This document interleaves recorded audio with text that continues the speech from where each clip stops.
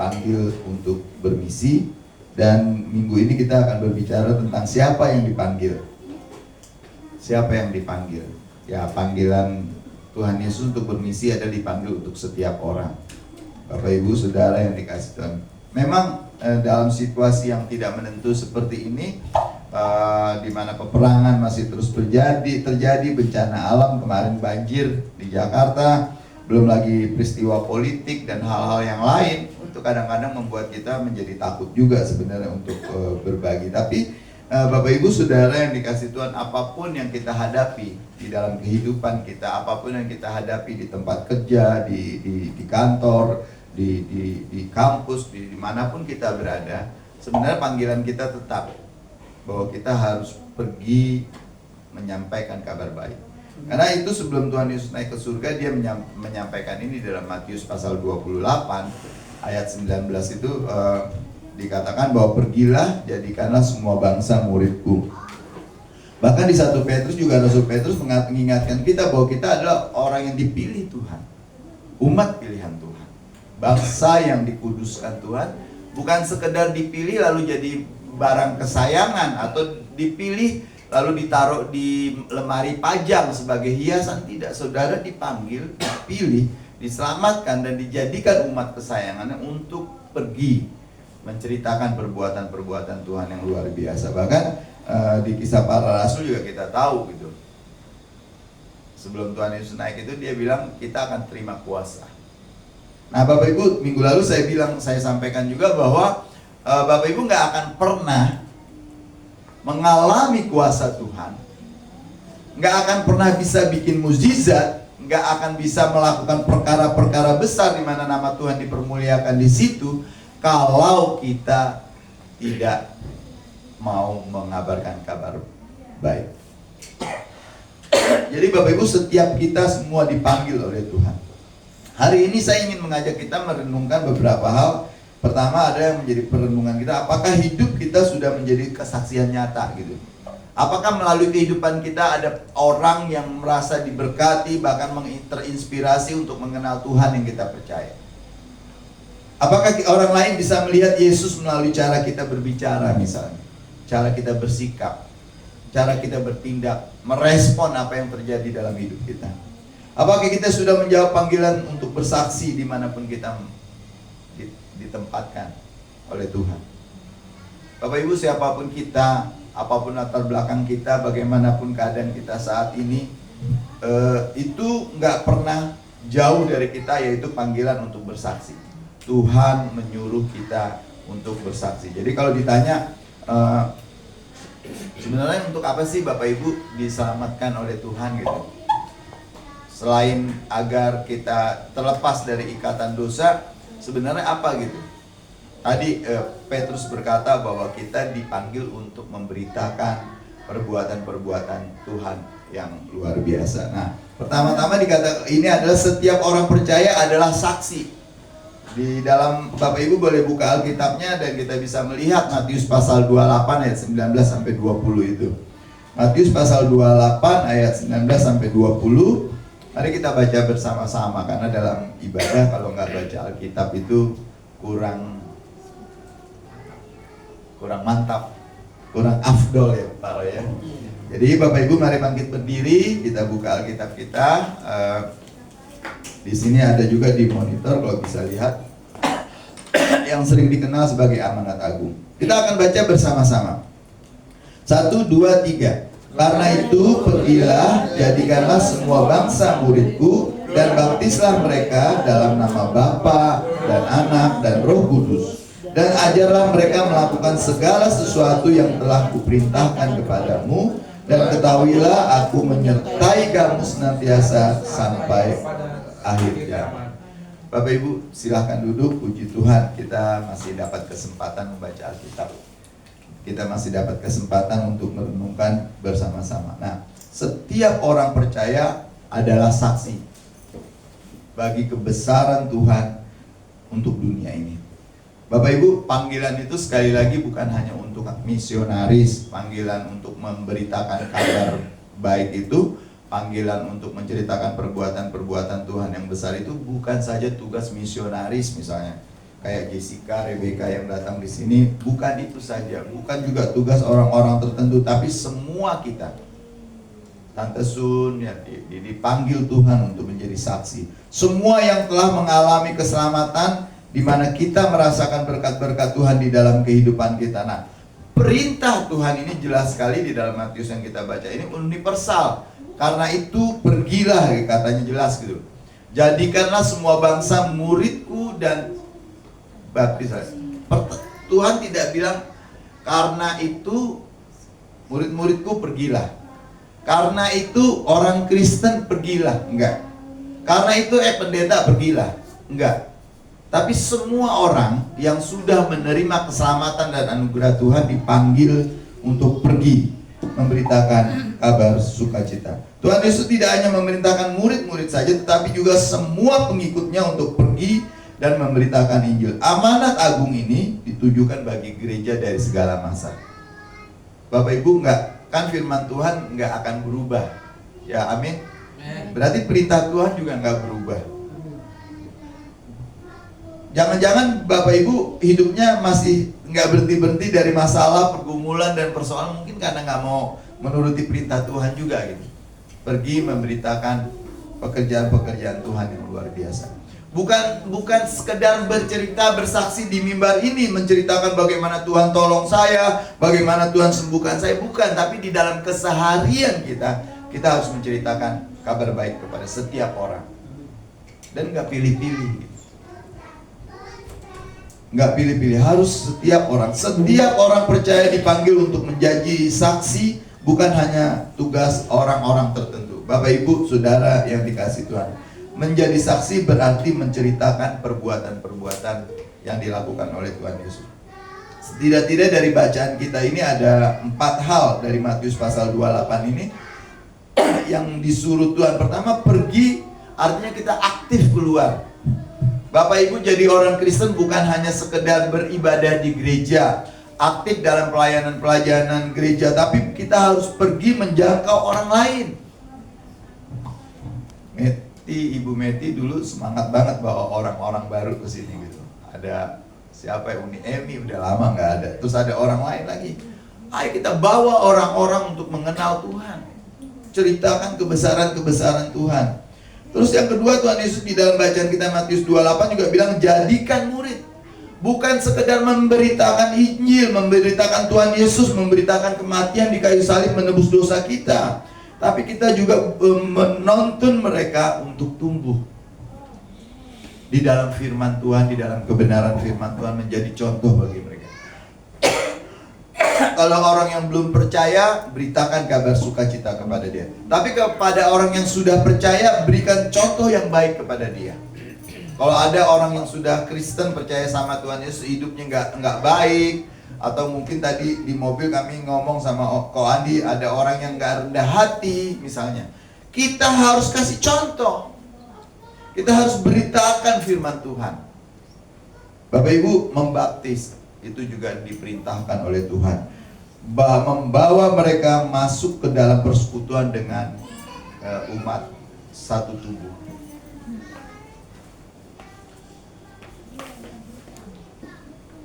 Terima kasih Bu Yanti, terima kasih Esra. Ada orang gini Bapak Ibu pernah bilang, ya saya pokoknya memberitakan Injil aja lah, nanti dia terserah bagaimana. Tapi Bapak Ibu saudara yang dikasih Tuhan, memberitakan Injil membuat dia percaya dan menerima keselamatan yang dari Tuhan, lalu mengajak dia untuk bertumbuh di dalam kebenaran firman Tuhan. Masukkan ke dalam gereja, ikut bertumbuh di dalam gereja. Yang selanjutnya juga kita diminta oleh Tuhan Yesus untuk mengajar, memuridkan orang agar taat kepada ajaran Kristus. Bukan mengajarkan orang untuk di gereja diberkati segala, bukan, tapi untuk menuruti perkataan-perkataan gitu. Semua ini adalah ekspresi nyata Bapak Ibu dari tugas yang diberikan oleh Tuhan Yesus. Bahkan di ayat 28 bacaan kita, Tuhan Yesus juga mengatakan, ketahuilah aku menyertai engkau senantiasa. Hal ini menunjukkan bahwa tugas sebagai saksi tidak dilakukan dengan kekuatan sendiri, tapi mohon Tuhan berikan kemampuan kepada kita. Dan Seperti minggu lalu saya katakan, setiap pagi kita berdoa, Tuhan berikan saya kesempatan hari ini bertemu dengan orang, seseorang yang mau mendengarkan tentang kebesaran dan kemuliaan Tuhan. Bukan bersaksi menceritakan apa yang kita tahu, bukan bersaksi untuk memberitahukan orang lain, mengesankan orang lain bahwa saya menguasai Alkitab, bukan. Hari ini seorang apologet terkenal datang ke Indonesia katanya. Pertanyaannya adalah, untuk apa gitu dia datang ke Indonesia? Untuk membanding-bandingkan kalau Alkitabnya lebih hebat dari Injil, Alkitab kita. Yang nggak ada masalah Bapak Ibu. Yang menjadi persoalan adalah berapa banyak orang yang akan murtad. Nah, bagaimana dengan kita? Nah, sebenarnya Bapak Ibu, tugas utama kita adalah bukan menjadi apologet, bukan menjadi orang yang suka membanding-bandingkan. Tugas kita adalah menceritakan bahwa manusia semuanya berdosa, telah kehilangan kemuliaan Allah, dan membutuhkan keselamatan. Nah, Bapa kita pencipta langit dan bumi oleh kasih karunia-Nya memberikan Yesus Kristus sebagai penebusan dosa. Karena Dia tahu bahwa kita tidak akan pernah mampu menyelesaikan masalah dosa kita. Jadi Bapak Ibu Saudara, sekali lagi, ketika kita pergi, ada kuasa yang menyertai kita, karena Tuhan berjanji untuk menyertai kita sampai akhir zaman. Sehingga makanya yang paling penting tugas kita setiap pagi adalah berdoa, memohon, Tuhan temukan saya, izinkan saya bertemu dengan seseorang yang bisa saya ceritakan tentang kemuliaan Tuhan, tentang kasih Tuhan, tentang anugerah Tuhan, agar orang ini menerima keselamatan yang dari Tuhan. Itu yang paling penting Bapak Ibu. Memang kadang-kadang pekerjaan menjadi penginjil itu kadang-kadang menjadi pekerja mengabarkan Injil itu secara diam-diam, secara sembunyi-sembunyi. Memang kadang-kadang kita tidak terkenal, karena orang zaman sekarang cenderung tergoda untuk menjadi terkenal. Jadi apa yang dibuat maunya viral gitu Bapak Ibu. Tapi sebenarnya manfaatnya, maknanya nggak ada.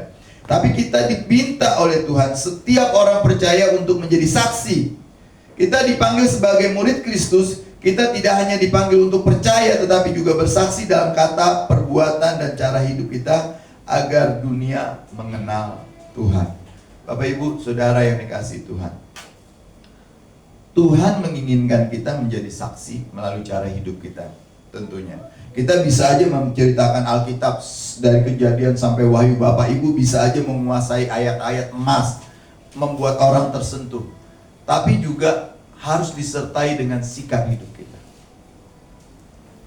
Saya di Gereja Rantau selalu mengimbau kita, kalau Bapak Ibu sungguh-sungguh percaya kepada Tuhan Yesus, izinkan firman Tuhan membentuk karakter kita, mengubah kita. Bapak Ibu, kalau karakter kita nggak berubah, mau, sekali lagi saya sampaikan, mau sehari itu ibadahnya 10 kali, seminggu itu 100 kali mungkin ibadahnya, baca Alkitabnya dari Kejadian sampai Wahyu berulang-ulang, nggak habis-habis, tapi tingkah laku, kelakuan, sikapnya nggak berubah, itu adalah pekerjaan sia-sia. Itu pekerjaan sia-sia. Kita harus berubah seperti yang Tuhan mau. Makanya Petrus itu menggunakan istilah di 1 Petrus 2 ayat 9 itu, bahwa Tuhan memanggil kita itu dari gelap kepada terangnya ajaib. Kita mau lihat Bapak Ibu, 1 Petrus 2 ayat 9. Di monitor ada ini. Mari kita baca sama-sama lagi 1 Petrus 2 ayat 9. Kalau sudah dapat, 1, 2, 3. Tetapi kamulah bangsa yang terpilih, imamat yang rajani, bangsa yang kudus, umat kepunyaan Tuhan sendiri, supaya kamu memberitakan perbuatan-perbuatannya yang besar dari Dia yang telah memanggil kamu keluar dari kegelapan kepada terangnya yang ajaib. Haleluya. Bapak Ibu Saudara yang dikasihi Tuhan, dikatakan oleh Petrus di sini, oleh kasih karunia Tuhan kita dipindahkan dari gelap kepada terangnya yang ajaib. Pertama, Dia ingin mengubah karakter kita. Dan perubahan karakter itu bisa terjadi bukan hanya karena Roh Kudus tiba-tiba merubah kita, enggak, tapi harus ada keinginan dari kita. Bapak Ibu, apa jadinya peristiwa Pantekosta kalau para murid di ruangan atas itu mengeraskan hatinya dengan hidup gayanya mereka, caranya mereka berpikir seperti orang-orang Yahudi zaman sekarang, di mana Mesias datang itu nanti untuk mendirikan kerajaan Israel secara fisik. Murid-murid peristiwa di Kisah Para Rasul tidak akan pernah terjadi. Tapi murid-murid mau memberi hati, mendengarkan perkataan Tuhan Yesus dalam Kisah Para Rasul 1 ayat 8 dikatakan kamu akan menerima kuasa dari Yang Maha Tinggi. Tapi sebelum itu kata Tuhan Yesus, kamu harus diam dulu di Yerusalem. Dan mereka diam di Yerusalem di sebuah rumah di lantai atas. Apa jadinya kalau mereka nggak menuruti? Nah, Bapak Ibu Saudara yang dikasih Tuhan, sekali lagi untuk menerima, untuk mengalami kuasa Tuhan, mulai dari diri sendiri. Mau nggak kita dibentuk? Maukah kita diubah? Mau nggak kita berubah? Bapak Ibu Saudara yang dikasih Tuhan, Tuhan memberikan kita identitas baru, dari gelap kepada terang, dari anak-anaknya yang terkungkung di dalam dosa menjadi anak-anak yang hidup di dalam kebenaran. Ayat bacaan kita 1 Petrus 2 ayat 9 ini menjelaskan bahwa bangsa yang terpilih. Artinya Bapak Ibu, Tuhan memilih kita bukan karena kehebatan kita, bukan karena kepandaian, bukan karena kekudusan, bukan karena apa, tapi memang Tuhan memilih kita.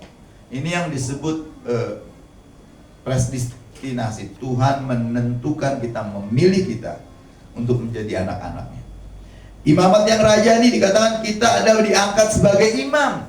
Makanya Tuhan Yesus berkata, kalau kamu berdoa nggak perlu datang kepada imam-imam, nggak perlu datang kepada pendeta, nggak perlu datang kepada hamba Tuhan untuk minta didoakan. Karena kamu adalah imamat. Kamu adalah kumpulan imam-imam yang dipilih oleh Tuhan untuk melakukan pekerjaan-pekerjaan rohani. Bapak Ibu Saudara, bangsa yang kudus dipanggil untuk hidup berbeda. Karena kata kudus itu sendiri artinya disisihkan, dipisahkan dari dunia ini. Minggu lalu saya katakan di dalam Roma dikatakan oleh Rasul Paulus bahwa janganlah kamu menjadi serupa dengan dunia ini. Orang kudus itu artinya Bapak Ibu hidup di dalam kekudusan itu adalah hidup yang tidak mengikuti arus, tidak menjadi serupa dengan dunia ini. Bangsa yang kudus adalah bangsa yang hidupnya berbeda. Dan minggu lalu saya bilang menjadi trendsetter. Bukan mengikuti tren, tapi kita yang membuat tren. Bapak Ibu Saudara yang dikasih Tuhan, identitas ini menjadi dasar kesaksian kita. Kita berani bersaksi, kita berani pergi menceritakan kabar baik. Karena ingat, kita adalah orang-orang pilihan, amin. Yang kedua, kita ini imam. Makanya Bapak Ibu di mana aja kalau ketemu orang sakit, berdoa aja. Kalau memang dia mau didoakan, doakan. Kalau dia butuh penyemangat, ya kan, kasih semangka, ya kan? Semangat kakak, gitu kan. Kalau dia butuh penghiburan, berikan penghiburan, kekuatan. Bahwa tadi Pak Jul juga bilang, harapan itu harus diberikan kepada setiap orang. Bapak Ibu, pagi-pagi saya di Jepang dikatakan ada seorang muda, umurnya sekitar 41-42, meloncat dari lantai apartemennya karena dia nggak punya harapan. Orangnya pinter, dari kecil sudah pinter di sekolah, dapat beasiswa sampai kuliah S1, S2, S3. Dia memiliki penemuan, punya royalti dari penemuan-penemuannya, ada sekitar 25 punya hak paten dia. Bapak Ibu kalau punya hak paten, itu kita dapat royalti itu udah banyak. Bapak Ibu istilahnya nggak perlu kerja, duitnya udah banyak keluar, masuk, terima. Masih muda udah sukses, hidupnya diberkat, secara materi berkelimpahan. Dia terus, tapi satu hal yang dia nggak punya. Dalam hidupnya ada kehampaan, dia mencari-cari terus-menerus, makanya dia melakukan penelitian untuk menemukan sesuatu yang hampa dalam hidup. Ternyata dia nggak tahu, saya sudah tua nanti mau kemana. Tradisi orang Jepang kalau udah tua, untung Tante Sun masih ada Ko Andi dirawat umur 80 lebih, masih dirawat sama anaknya. Di Jepang udah dibuang. Orang tua yang gak bisa ngapa-ngapain Pak Olili masih bersyukur lah, masih bisa ngerawat cucu. Di Jepang umur 70 itu, umur 80 itu udah dibuang, dibawa ke hutan, matanya ditutup gitu, sampai di hutan dilepas. Sama kalau kayak kita buang kucing, masukin ke dalam karung kan, biar nggak kelihatan kita bawa kemana kita buang, biar nggak bisa pulang. Nah dia berpikir seperti itu. Saya kalau udah tua gimana? Syukur-syukur dia cari istri, seharusnya dia cari istri. Saya kenal ada teman ya Pak Roy ya, tinggal di Belanda, sudah tua, istrinya sudah meninggal, jadi dia sebatang kara. Kalau saya mati, nanti pensiun saya, harta saya siapa ngambil gitu. Akhirnya dia cari istri, masih mendingan lah itu. Tapi orang ini bingung. Akhirnya apa Bapak Ibu? Karena nggak punya harapan. Ya sudahlah, mati aja. Akhirnya dia loncat dari ini. Tapi Bapak Ibu, kita punya harapan. Dan ini yang bisa kita ceritakan juga kepada orang lain. Berikan harapan, hidup ini nggak hanya di dunia, tapi setelah ini ada kehidupan kekal. Dan kalau kehidupan kekal itu dua cuma. Bapak Ibu mau tinggal di surga apa mau tinggal di dalam neraka? Pilihannya ada pada kita saat hidup ini. Kalau kita memilih surga, ada harapan di sana, ada Tuhan yang menjanjikan, ada Tuhan yang menantikan kita. Itu yang bisa diceritakan kepada orang lain. Bukan cerita sukses, nggak perlu Bapak Ibu. Udah banyak cerita sukses. Tapi berikanlah harapan kepada orang-orang, kasih tahu di dalam Yesus ada harapan. Di dalam Yesus ada harapan. Bapak Ibu Saudara yang dikasihi Tuhan. Tujuan dari identitas yang Tuhan berikan kepada kita sebagai bangsa yang dipilih, umat imamat yang rajani, bangsa yang kudus, itu tujuannya adalah sebagai kita bisa pergi memberitakan perbuatan Tuhan yang luar biasa. Itu enggak sekali-sekali, tapi setiap hari, setiap ada kesempatan. Ceritakanlah kebesaran-kebesaran Tuhan. Kesaksian bukan hanya bicara tentang Injil saja, tetapi juga menjadi Injil yang bisa dibaca oleh setiap orang. Kita menjadi kitab yang terbuka. Di 2 Korintus 3 ayat 2-3 Bapak Ibu bisa baca. Kamu adalah Injil yang terbuka di mana setiap orang bisa membacanya. Selanjutnya kita juga dikatakan dipanggil keluar. Dipanggil keluar Bapak Ibu. Untuk menjadi saksi kita dipanggil keluar. Dipanggil keluar untuk menceritakan perbuatan-perbuatan Tuhan. Tuhan memanggil kita keluar dari kegelapan kepada terangnya yang ajaib. Tujuannya adalah menceritakan perbuatan Tuhan. Jadi Bapak Ibu diselamatkan. Percaya kepada Tuhan Yesus, tujuannya bukan agar diberkati. Karena berkat itu sudah pasti ada, pasti mengikuti. Tapi tujuan Bapak Ibu diselamatkan, tujuan Bapak Ibu dipilih, tujuan kita semua dijadikan imam, tujuan kita dipisahkan, disisihkan dari dunia ini adalah untuk menceritakan perbuatan-perbuatan, pergi keluar. Gereja, kadang-kadang saya suka, kemarin kami ada pertemuan pembimas Kristen. Ada 20 pendeta, hamba-hamba Tuhan bertemu, lalu kita ngobrol-ngobrol. Bapak Ibu, kalau pendeta kumpul, pertama-tama yang ditanya itu jemaatnya berapa, ibadah hadirnya berapa. Saya bilang kalau di catatan buku kami lebih dari 100. Tapi kalau kehadiran ibadah rata-rata paling 20-30 saya bilang. Terus saya kasih dalih biar gak malu. Orang Minang itu, orang-orang itu bertobat, selamat, terima berkat, dibaptis, dan biasa setelah dibaptis hilang, nggak datang kemari-kemari. Atau kalau dia sudah banyak duit, udah dapat pekerjaan ya Pak ya, udah bisa beli mobil bagus, lupa datang ke sini. Lebih milih gereja yang lebih besar, yang ibadahnya lebih enak. Jadi saya ngebela diri, ngebela diri. Tapi kenyataannya begitu sih. Banyak orang kalau sudah sukses secara materi, ngapain ibadah di gereja rantau, nggak enak. Orangnya nggak keren-keren gitu. Mendingan ke gereja lain. Apalagi kalau mau cari jodoh, jangan di gereja rantau. Cari di tempat lain, orang-orang kaya, cantik-cantik, ganteng-ganteng banyak gitu. Bapak Ibu, kadang-kadang saya bela diri seperti itu. Walaupun kenyataannya memang begitu kali ya. Harusnya kesaksian panggilan kita dipanggil oleh Tuhan untuk bermisi. Kita dipanggil untuk menjadikan kesaksian, menceritakan perbuatan-perbuatan Tuhan itu sebagai gaya hidup. Dimanapun ada kesempatan, ceritakan tentang kebesaran Tuhan. Bapak Ibu, Saudara yang dikasihi Tuhan. Yang ketiga, kita dipanggil dimanapun kita berada. Bapak Ibu dipanggil bukan hanya sebagai gereja, sebagai pendeta di gereja, tapi dimanapun kau berada. Ya, Tante Bella sebagai retailer ya Metrep ya kan, bersaksilah di sana gitu. Tapi susah juga jualan obat. Jangan percaya sungguh-sungguh dengan obat ini, tapi percayalah sama Yesus Tabib Agung. Obatnya nggak laku lah ya, bukan itu. Tapi kita bisa cerita dengan cara kita, dimanapun kita berada, di tempat kerja, di tempat usaha dan lain sebagainya. Dan kita harus menjadi berkat, menjadi teladan, menjadi contoh.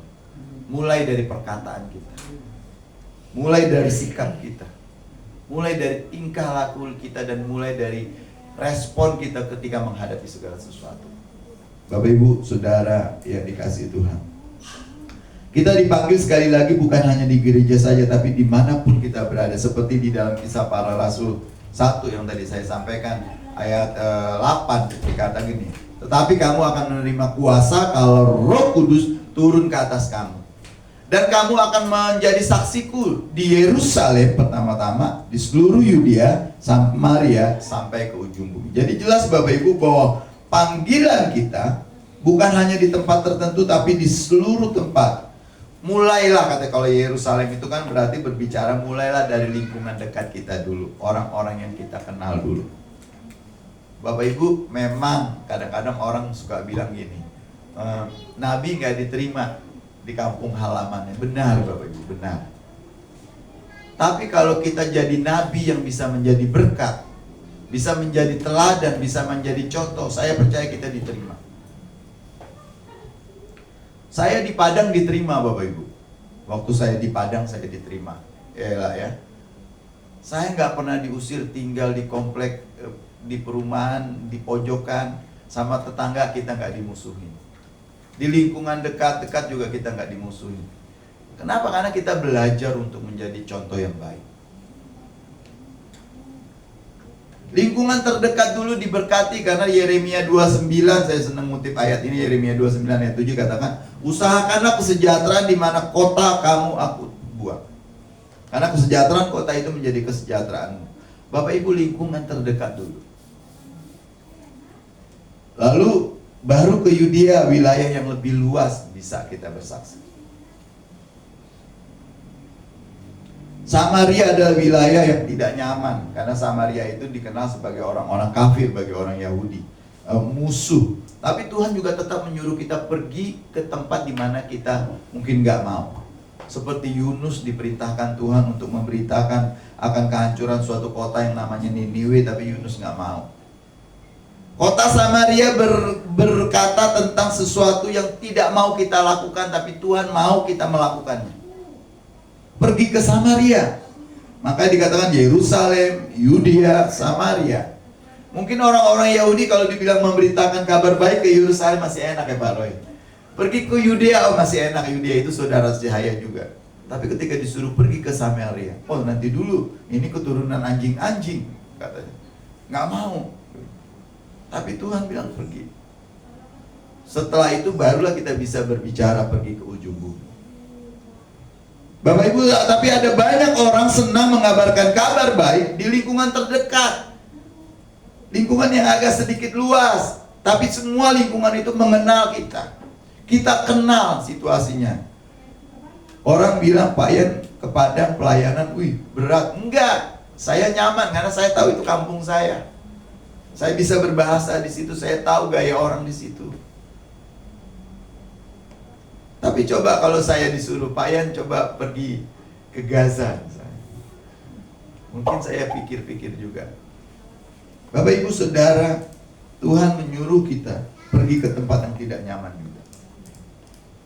Samaria, kota di mana orang-orang tidak bisa membedakan tangan kiri dan tangan kanan. Jadi Bapak Ibu bisa pergi, berarti mungkin orang Chinese pergi ke suku Jawa, orang Jawa pergi ke suku Nias misalnya, orang Nias pergi ke suku Ambon misalnya. Ini suku yang berbeda pergi memberitakan kabar baik. Bapak Ibu Saudara yang dikasihi Tuhan, panggilan menjadi saksi Kristus tidak terbatas lokasi atau situasi, melainkan dimanapun kita ditempatkan Tuhan, kita harus mau jadi saksi. Dan ketahuilah bahwa Roh Kudus akan menyertai kita, dan itu janji Tuhan. Di Kisah Rasul 1 ayat 8 ini mengatakan bahwa kamu akan menerima kuasa. Lagi saya selalu sampaikan Bapak Ibu, jangan pernah berharap bisa bikin mujizat. Jangan pernah berharap bisa menyerasakan kuasa Tuhan di dalam hidup kita. Mengeringkan pohon ara, membangkitkan orang mati, menyembuhkan orang sakit, kalau kita nggak pernah mau pergi memberitakan kabar baik. Karena mujizat dan kuasa itu akan menyertai orang-orang yang pergi, kata Tuhan Yesus. Yang pergi sampai ke ujung bumi, menunjukkan bahwa kita harus siap dimanapun Tuhan tempatkan. Makanya Rasul Petrus bilang, baik tidak baik waktunya. Kapan saja kita dimintakan pertanggungjawaban tentang iman kita, kita harus menyatakan siap sedia, Bapak, siap sedia. Oleh karena itu, kita sama-sama marilah kita menyadari bahwa kita diselamatkan oleh Tuhan, dijadikan umat pilihannya, dijadikan imamnya, dijadikan bangsa yang kudus, disisihkan dari dunia ini. Tujuannya adalah untuk pergi menyatakan perbuatan-perbuatan Tuhan yang besar. Tuhan menempatkan kita di mana saja, di tempat-tempat yang bisa saja tidak nyaman. Saya sudah beberapa kali cerita, waktu awal-awal saya ditempatkan di rumah sakit, tempat saya kerja, itu semua pekerjanya yang wanita rata-rata pakai kerudung. Dan suasananya kalau bahasa sekarang mungkin dipakai istilah Islami gitu.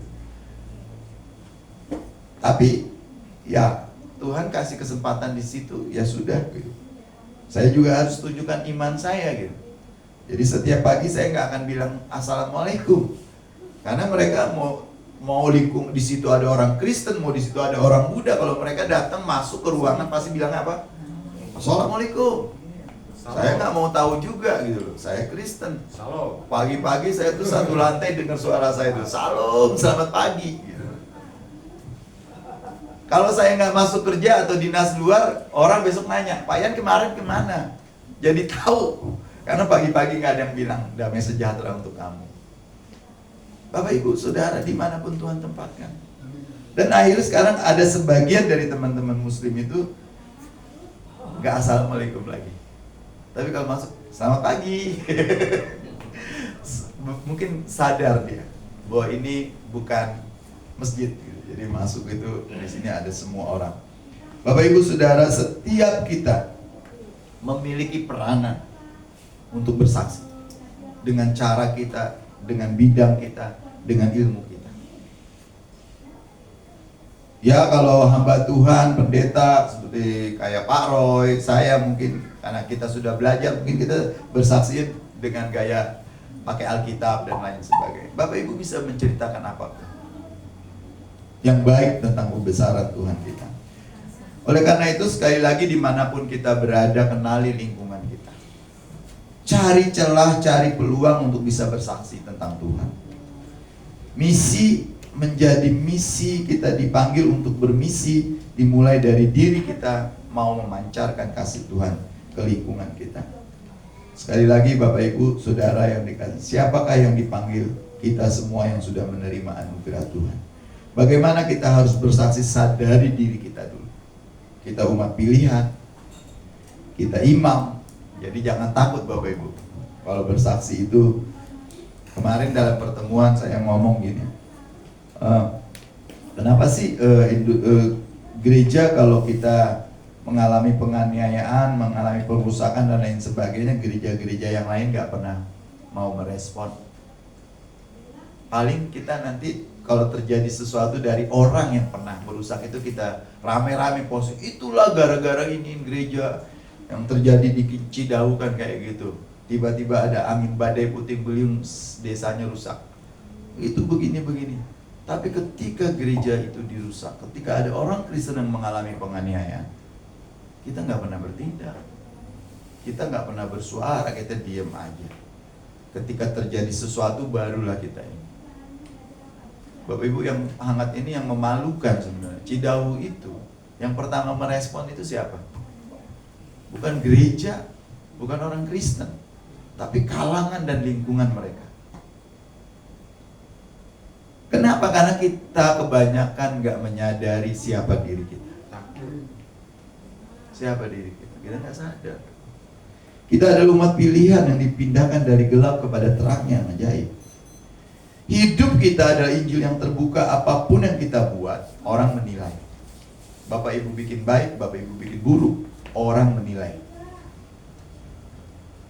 Bikin buruk nggak pernah diceritain. Bikin baik nggak akan pernah diceritain. Tapi bikin buruk, dunia akan tahu bahwa kita melakukan sesuatu yang jahat. Oleh karena itu dikatakan selagi masih ada kesempatan untuk berbuat baik, berbuat baiklah terus. Agar apa? Injil, kebesaran Tuhan kita, kemuliaan Tuhan kita bisa dinyatakan. Selama masih ada kesempatan berbuat baik, kita harus berbuat baik, Bapak Ibu. Kita harus berbuat baik. Jadilah saksi Kristus dimanapun Tuhan menempatkan kita, dengan kuasa Roh Kudus agar dunia melihat bahwa kasih dan kebenaran Tuhan melalui kehidupan kita. Bapak Ibu Saudara yang dikasihi Tuhan, kok bisa naik terus? Oh ini dia. Terakhir dikatakan sekali lagi, jadilah saksi Kristus dimanapun Tuhan menempatkan kita. Dan jangan takut, ada kuasa Roh Kudus yang akan menyertai kita. Biar dunia melihat bahwa kasih dan kebenaran Tuhan melalui hidup kita. Tuhan memberkati kita. Mari kita tunduk kepala. Tuhan, terima kasih untuk kesempatan siang hari ini, di mana Tuhan mengingatkan kami lagi bahwa kami dipanggil untuk bermisi. Dalam artian kami dipanggil untuk menceritakan perbuatan-perbuatan Tuhan yang ajaib. Dalam artian kami harus menceritakan kasih Tuhan yang besar. Dan kami harus bersaksi menceritakan kemuliaan Tuhan, sehingga dunia tahu, sehingga orang-orang yang belum mengenal Tuhan tahu siapa Tuhan Yesus, yang memiliki, yang penuh dengan kasih, yang mau menolong setiap manusia. Terima kasih ya Tuhan, menteraikan ini dan tolong kami di dalam nama Tuhan Yesus. Haleluya, amin.